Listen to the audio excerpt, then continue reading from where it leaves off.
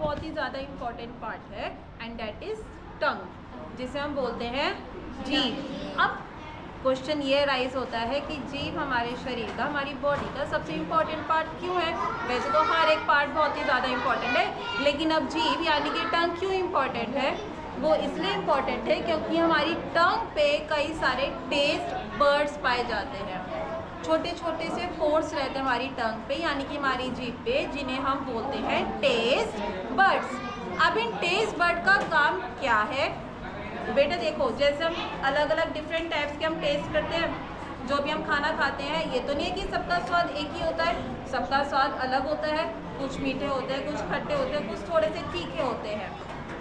Basically आपकी books में 5 type of taste buds पढ़ाए गए हैं।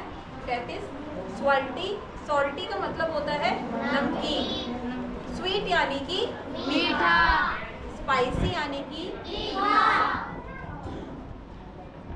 युमामी। बेटा एक बहुत ही अनोखा एक टेस्ट है। अब युमामी कौन सा टेस्ट होता है? युमामी जो है वो 5th नंबर का टेस्ट है। वो इसलिए क्योंकि बहुत ही बाद में डेवलप हुआ था। और ये बाद में पता है क्यों डेवलप हुआ?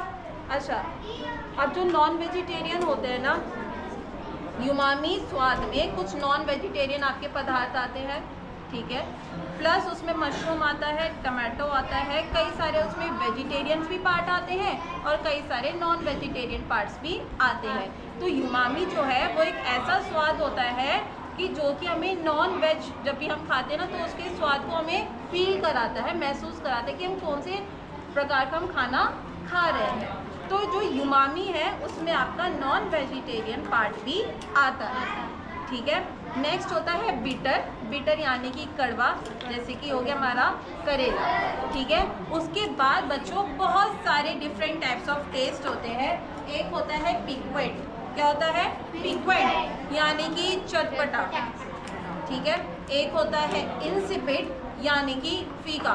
कभी कभी होता है ना, हमें कुछ मतलब जैसे मान लीजिए अगर हम बीमार हो गए हैं, तो अगर हम लगातार मेडिसिन खा रहे हैं, कभी कभी होता है ना कि हमारी जो मुंह का टेस्ट है बहुत ही ज़्यादा वैसा हो जाता है कि मतलब हमें पता ही नहीं लगता है कि हम क्या खा रहे हैं क्या नहीं, मेरे को स्वाद ही नहीं आता है, एकदम सब कुछ फीका फीका सा लगता है, राइट। तो उस टेस्ट को हम क्या बोलते हैं? इंसिपिड। इंसिपिड टेस्ट का मतलब होता है फीका। और ऐसा कहा गया है कि हमारी टंग पे यानी कि हमारी जीभ पे 10,000 यानी कि 10,000 से ज़्यादा टेस्ट बर्ड पाए जाते हैं। तो आप ये सोच लीजिए कि 10,000 से ज़्यादा टेस्ट बर्ड पाए जाते हैं, तो कितने डिफरेंट टाइप्स के टेस्ट होंगे यानी कि स्वाद होंगे। हमें तो अभी 3-4 ही स्वाद के नाम पता हैं, तो आगे चल के हम और भी टेस्ट के बारे में हम पढ़ेंगे, ठीक है। अब बच्चे, जो टंग है वो हमारे लिए इम्पॉर्टेंट पार्ट क्यों है? एक चीज़ तो हमें ये समझ में आ गई कि हमें फूड के स्वाद के बारे में बताती है, यानी कि फूड का कैसा टेस्ट है, यानी कि जो भी हम खाना खा रहे हैं उसका कैसा स्वाद है। सेकंड आता है बोलना यानी कि स्पीच, ठीक है। थर्ड आता है मैस्टिकेशन। अब बच्चे मैस्टिकेशन क्या है?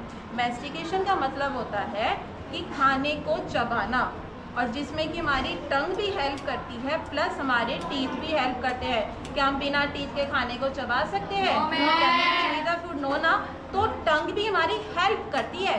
हम ये नहीं कह सकते कि टंग की वजह से हम खाना चबा सकते हैं, नो। टंग और टीथ दोनों कंबाइन होके हमारे को खाने चबाने में हमें मदद करते हैं, हमारी हेल्प करते हैं। उसके बाद आता है हमारा स्वेलिंग। अब ये स्वेलिंग का मतलब क्या होता है?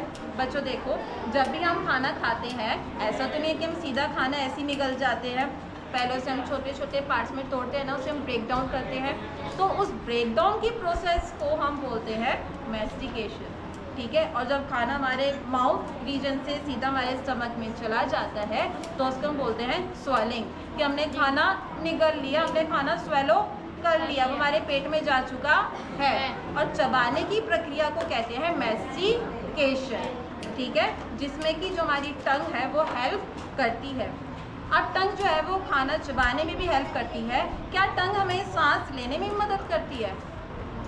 कितने लोग एग्री करते हैं? से यस, जो एग्री करते हैं जस्ट रेज योर हैंड कि जो टंग है वो हमारी ब्रीदिंग में यानी कि हमारी श्वसन क्रिया में भी हमें मदद करती है।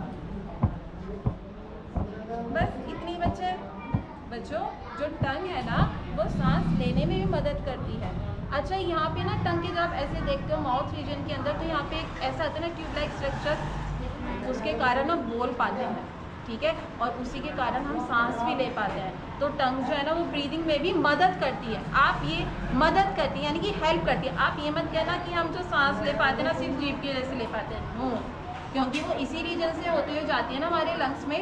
जो ऑक्सीजन है जो हम लेते हैं, जो हम सांस लेते हैं, वो हमारे माउथ रीजन से जाती है ना, और माउथ रीजन में टंग भी आती है, तो इसलिए जो टंग है वो ब्रीदिंग में भी हेल्प करती है, ठीक है। तो इसलिए जो टंग है ना वो एक बहुत ही इम्पॉर्टेंट पार्ट है हमारी बॉडी का, ठीक है।